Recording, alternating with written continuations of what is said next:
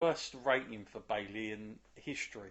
I didn't want to do it, but to me, I look back at other matches I've given sort of 3 stars to, and this didn't really compare enough to that for me. But your rating and sum up of the match, Matt. Yeah, I'm in agreement.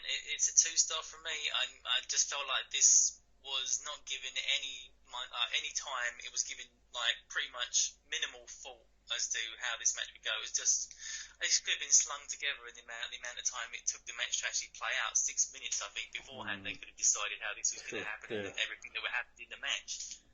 yeah. It wasn't pretty. It was not pretty indeed.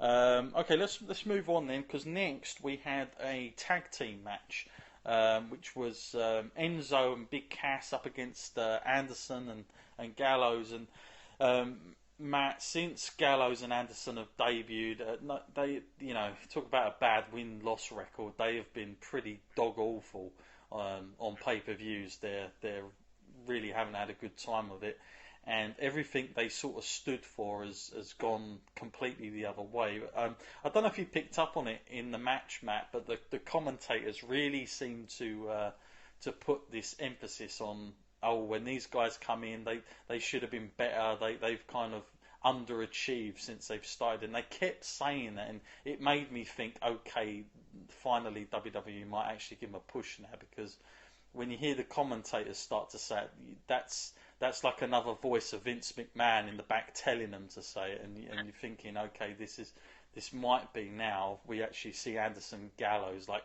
the tough, gritty guys that we always wanted to see in the beginning, but we just didn't get.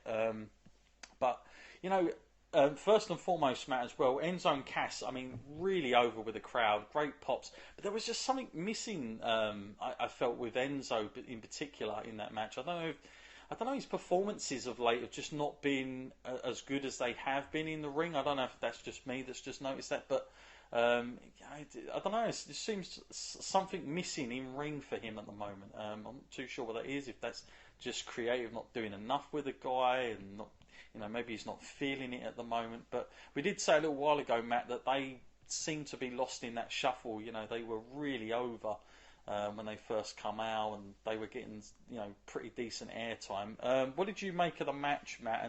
And also, did you think it was the right result overall?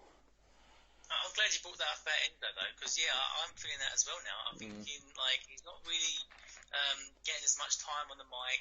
He's not being as creative as we've seen him on the mic, and in the ring, yeah, it's definitely something to be desired there as well. Now, I'm not sure where it's going wrong, but I felt definitely during this match, whilst Enzo was in the ring doing his bit, I just couldn't wait for the tag to come to Cass, because I was thinking, come on, we need some like explosiveness in this match, because this is getting a little bit dull. mm, But for me, this match, I wasn't sold on this one too much either. Much like the previous one, I mm, was thinking both of those kind of matches were of a below par Raw kind of setup. These matches, like Bailey and this tag team match, to me felt like they could easily fade into the thousands upon thousands of matches that have been on Raw that fade into obscurity. There's nothing to make this match for me stand out on paper. Like if I was to look back on this in another few years' time, I would completely forget this. um, yeah. so I think there was not even given any importance. If it had a meaning or a purpose, if they said, okay, the winner of this match will get a future sort of title shot, then there would be a reason for this. Mm, yeah, I mean, this just it squeaked to the last. I mean, to be honest, when you compare it to the last match, it's unbelievable that they had them back to back, because they were both just over 6 minutes long. Not exactly lengthy matches, especially for a tag team match. It's pretty dreadful. But it seemed to me the only reason they were sent out there, Matt, both Bailey and Anderson and Gallows, is just to get the victory, the pay-per-view Yeah. victory, because they just haven't had any of them. And it's like, well, we've got to give them something, because we've got Survivor Series coming up, and we might have these guys placed in one of those teams or something, so that they've got to look a bit more legit. It just seemed like that was the only reason that they were there, and it's just unfortunate that it had to be Enzo and Cass, but at the same time, I felt the result was correct in this one, because I do think Gallows and Anderson are better than what they've been given so far. I do think they've been given not the best material at all. And I know they had that run with the New Day, but that was lacking all over. I mean, those guys should never have been up against the New Day yet. And especially doing the comedic stuff, like it just doesn't. It would have worked better with a more serious opponents. I think really for them, it's a shame that Sheamus and Cesaro probably would have been better matchups for those guys, because that would have been quite hard hitting. But yeah, Anderson and Gallows going over again. This is it's quite weak, but it's a 2 stars from me. Just really. It didn't have much about it. It was an average kind of Raw match, and yeah, it was just a 2 stars for me. And any different from you, Matt? No, same rating from me as well. 2 stars. Mm-hmm. Definitely nothing to be remembered from this match in the future. Yeah. Okay. Well, next, this come out of the blue for me, because after these 2 matches, I was thinking, like, well, okay, what we're getting now? Like, are they setting up for something? And they were setting up for something. They were setting up for the WWE Universal title. Did you think that? Because even I was a little bit surprised. I knew one of them would be in the middle, but this seemed more at the beginning of the show, considering those last 2 matches, like, 12 minutes in total, pretty much between the 2. It wasn't long until this come on. Was you a little bit surprised about that? And obviously, when we saw that, Matt, we knew that the women were going to get that main event spot. Well, yeah, I mean, it did surprise me. I did kind of feel like, wait a minute here, like, this is, like, what, an hour and 15 minutes in, and I'm like, how is the heavyweight title on an hour and 15 minutes? And then I was just thinking in my head, like, what matches have they got to come after this, Okay, a tag team title match and women's match, obviously, hopefully that's the main event, but I was thinking, this is a weird spot for this. Yeah. Not as weird as SmackDown when they put it on for the first match, but still, like only just a few matches in, and I was thinking this must be a lengthy match or something, because otherwise, why have it on so early? I mean, some people, if they were looking at it a different way and they were only interested in like the sort of the heavyweight title or whatever, they might just turn it off after this, having it so early on. Yeah, I mean, I had a few emails that wrote into us, and I don't know if this is true, because I know last time on SmackDown it was a presidential debate. So WWE basically said, well, we give up. Basically, they didn't really fight for it. They just sent out the main event and then expected you to turn the channel over, pretty much. But in this case, people were emailing in saying the World Series seemed to be taking over, and people were surfing between both. And I was thinking, crikey, not again. Like, this would never happen. I'm not saying that was genuinely the case, the reason this was on so early.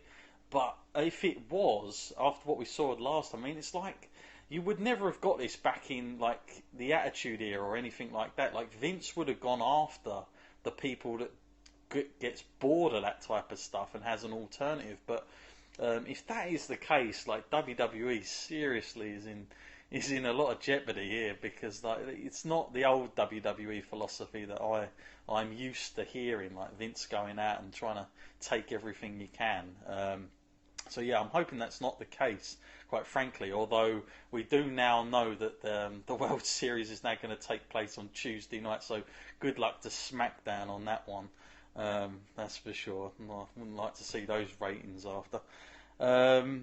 But let's get into this match, Matt. WWE Universal title.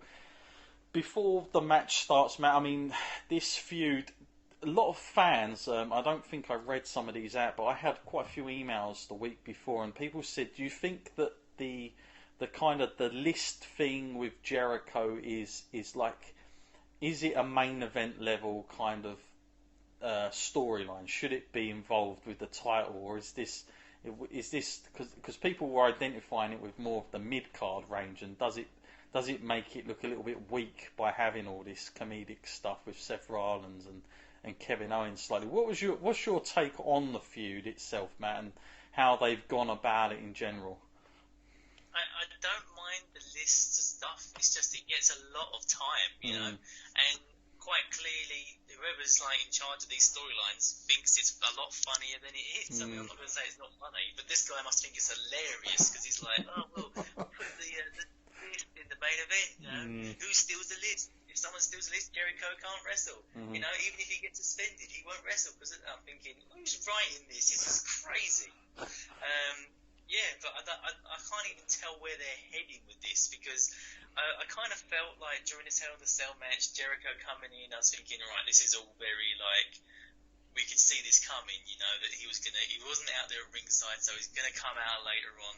So I thought maybe they were gonna do something a little bit surprising, you know, maybe he would turn on Kevin Owens or something. But man, no, I'm just, this storyline is going very linear, you know. There's no surprises in this one, and pretty much like I said before, I couldn't see them putting the title on Seth. You know, what this whole huge question mark of Triple H looming over his head.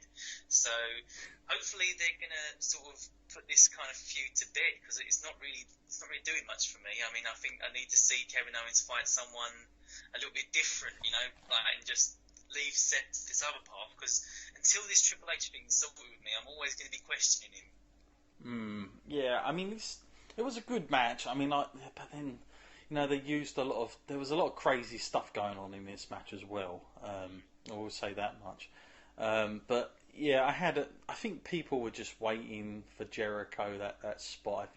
I think the audience, you could hear it, like it wasn't a surprise when that happened. And then of course, you know, he's locked in there with them and all the rest of it, and it essentially becomes a 2-on-1. And well, even worse than that. I mean, Seth Rollins really gets a harsh deal out of this. I mean, even at the end, you know, he gets punished by Jericho, doesn't he? So it's just, I don't know. It didn't look good for him.